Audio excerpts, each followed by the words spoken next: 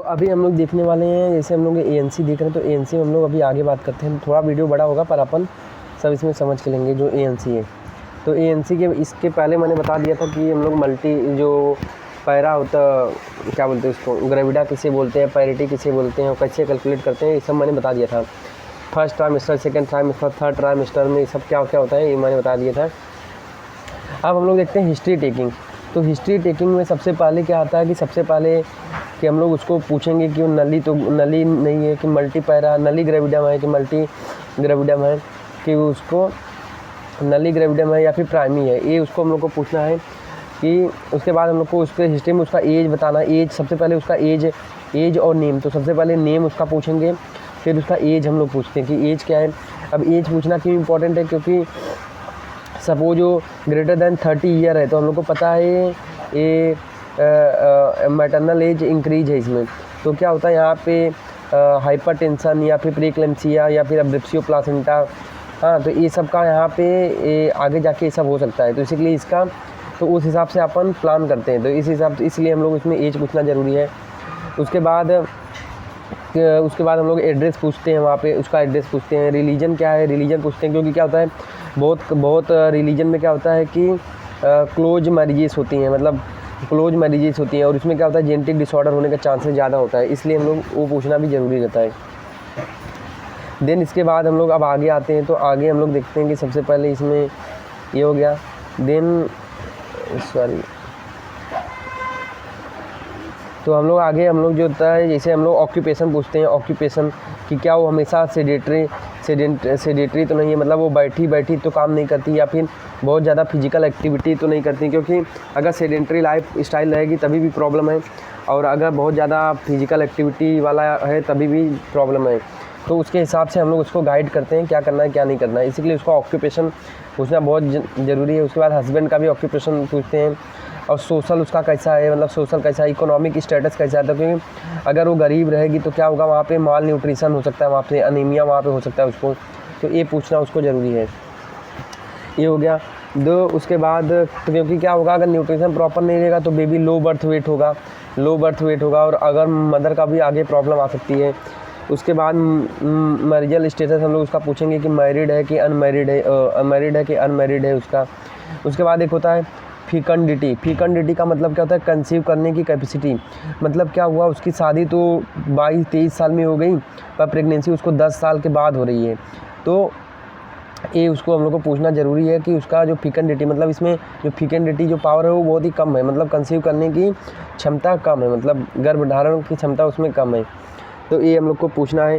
उसके बाद हम लोग को पीरियड ऑफ जेस्टेशन देखना है, उसका ईडीडी हम लोग उसको कैलकुलेट करते हैं लास्ट मेंस्ट्रुअल पीरियड देख के। और उसमें चीफ कंप्लेन क्या क्या है, अगर जैसे आती है कोई लेडी आती है, हो सकता है वो चीफ कंप्लेन के साथ आए, तो चीफ कंप्लेन उसका क्या क्या हो सकता है फीवर हो सकता है उसको, वोमिटिंग हो सकता है, हेडेक हो सकता है उसको, फैटीग और डिजनेस हो सकता है, ये हो सकता है फिजियोलॉजिकल हो सकता है, पैथोलॉजिकल भी हो सकता है। एपेटाइट उसका पूछेंगे कि भूख अच्छे से लग रही है कि नहीं, स्लीप अच्छे से हो रहा है कि नहीं, और यूरिनेशन कैसा है, ये सब हम लोग उसमें पूछते हैं। देन ये हो गया। और कॉन्स्टिपेशन तो उसमें नहीं है, ये सब भी हम लोग उसमें देखते हैं। देन इसके बाद हम लोग हिस्ट्री लेते हैं, पर हो सकता है वो नॉर्मल हो और आयु दिखाने के लिए हो सकता है ये सब सिम्टम लेके आई हो। और हिस्ट्री ऑफ प्रेजेंट इलनेस देखते हैं हम लोग कि हिस्ट्री ऑफ कोई फीवर है तो फीवर कैसा 1 सेट है, ड्यूरेशन कैसा है। उसके बाद टाइफाइड वाला तो फीवर नहीं है या फिर डेंगू वाला तो फीवर नहीं है जो डेली रहता है और जो दिन के साथ बढ़ता है, उसको हम लोग लैडर फीवर बोलते हैं। मतलब एक दिन टेम्परेचर 100 है तो दूसरे दिन वो क्या होता है 101 होता है, तो ये सब है। या फिर उसको फीवर के साथ बहुत ज़्यादा सीवियर हेडेक तो नहीं है, तो ये सब हम लोग उसमें देखते हैं।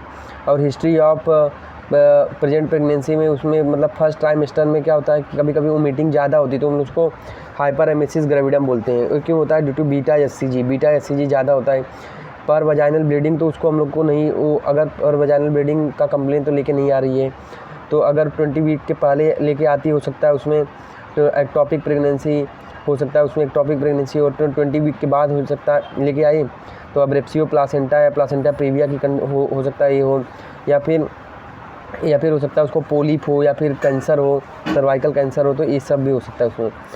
देन इसके बाद ऑब्स्टेट्रिक हिस्ट्री हम लोग को उसमें लेना, ऑब्स्टेट्रिक हिस्ट्री लेना कि मतलब उसमें आर एच देखना, आर एच उसके बाद टीटी का इंजेक्शन और इम्यूनोलॉजिकल इंजेक्शन, वहाँ पे इम्यूनोलॉजिकल उसका वो देखते हैं। तो ये हम लोग ये सब मतलब हम लोग उसमें देते हैं। और RH नेगेटिव है कि पॉजिटिव है, RH उसका हम लोग देखते हैं। उसके बाद उसका मेंस्ट्रुअल साइकिल जो हम लोग देखते हैं, पहले उसका रेगुलर था कि रेगुलर नहीं था, इससे पूछते हैं। क्योंकि क्या होता है किसी के से मेंस्ट्रुअल साइकिल लेट आती है और किसी में रेगुलर रहती है। और उसके बाद पास्ट हिस्ट्री उसका क्या है, सर्जरी हुआ था कि उसको नॉर्मल डिलीवरी हुआ था, या फिर कोई ट्यूमर तो नहीं था कि उसको मतलब फाइब्रोइड था, या फिर कोई ओपरेक्टोमी नहीं तो की गई थी कभी, एक्टोपिक प्रेगनेंसी तो उसकी नहीं थी। तो इस सब को हम लोग को उसको रूल आउट करना रहता है। और कोई उसको ब्लीडिंग डिसऑर्डर तो नहीं है उसको, ये सब भी हम लोग को उसको पूछना रहता है। अब देन इसके बाद हम लोग आते हैं इसमें वेट पे। तो वेट गेन, अभी देखो वेट क्या हो सकता है, वेट हो सकता है जब वो लेडी आए तो हो सकता है उसका वेट नॉर्मल हो सकता है उसका वेट जो है इंक्रीज दिखे। अभी इंक्रीज दिखने का रीज़न क्या होता है कि इसमें वहाँ पे फैट डिपोजिशन होता है, और ADH हार्मोन की वजह से, एल्डोस्टेरॉन हार्मोन की वजह से, और एस्ट्रोजन प्रोजेस्टेरॉन के हार्मोन की वजह से यहाँ पे वेट गेन नॉर्मल है यहाँ पे। उसके बाद जो होता है वेट उसका डिक्रीज़ तो नहीं होता, क्योंकि कभी कभी क्या होता है इसमें नाउजिया और वोमिटिंग बहुत ज़्यादा होता है बीटा-HCG की वजह से, तो उसको खाने का मन नहीं करता, इसलिए हो सकता है वो अंडर वेट है, उसका वेट जो है डिक्रीज हो रहा हो।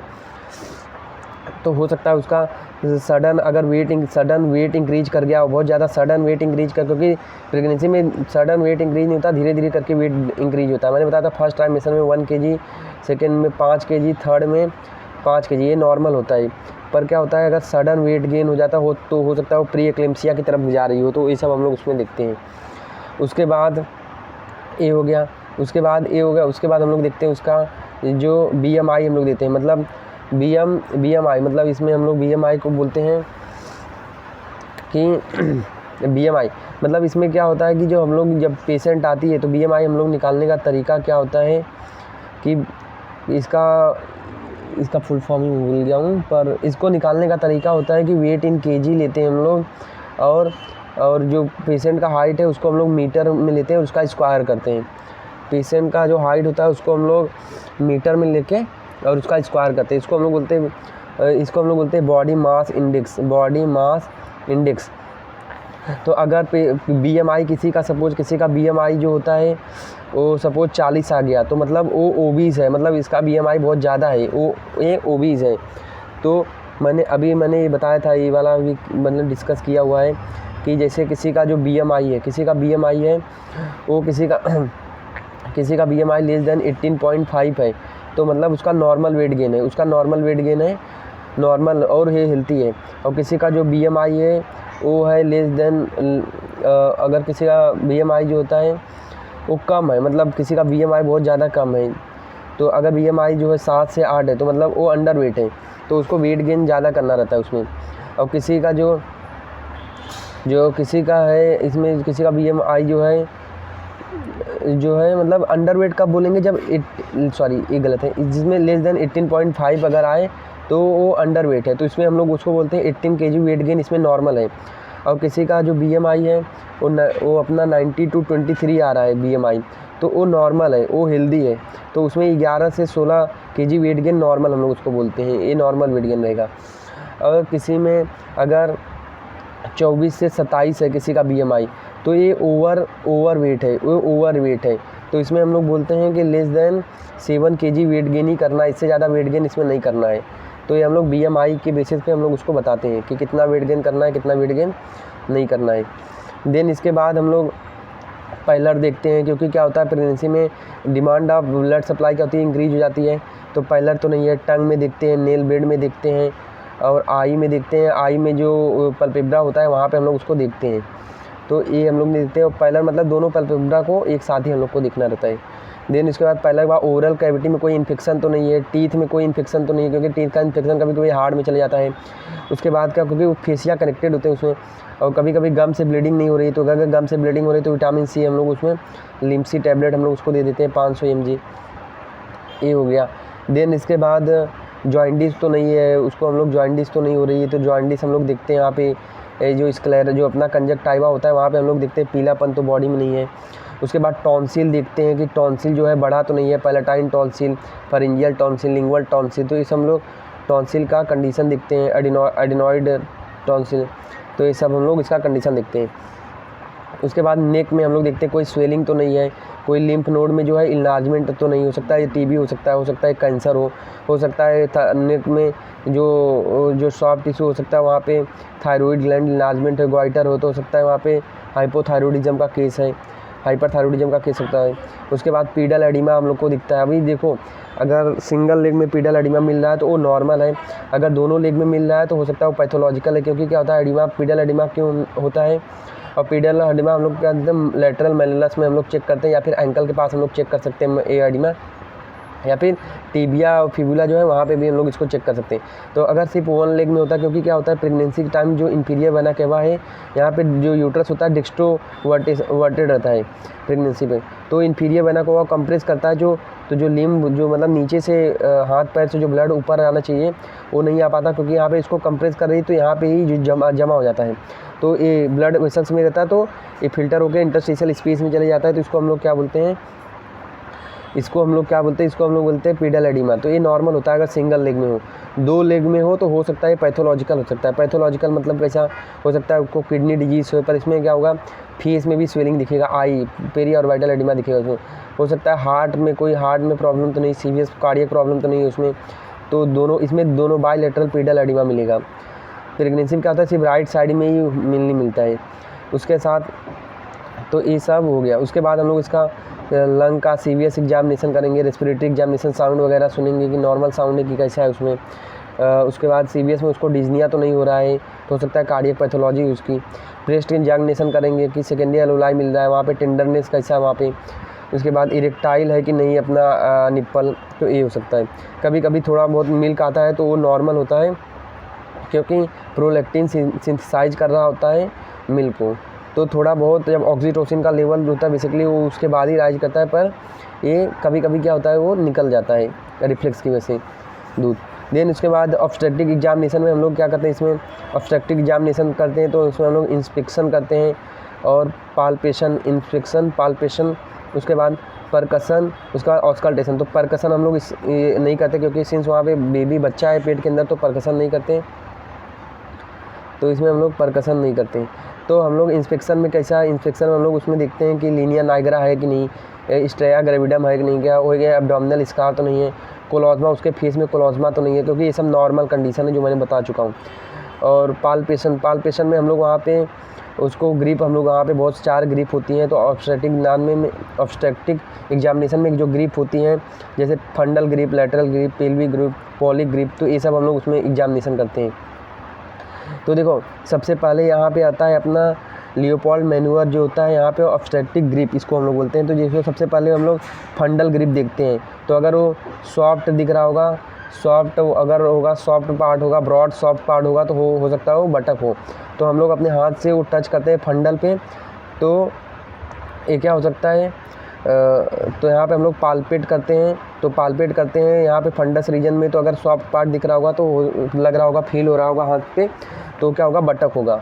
और अगर दूसरा होता है लेटरल ग्रिप, तो एक तरफ हम लोग क्या करते हैं, एक तरफ सपोज एक राइट है और लेफ्ट है, तो ये राइट है सपोज लेफ्ट है, तो राइट साइड हम लोग सबसे पहले पकड़ते हैं, मतलब इसको होल्ड करते हैं और लेफ्ट साइड से फील करते हैं।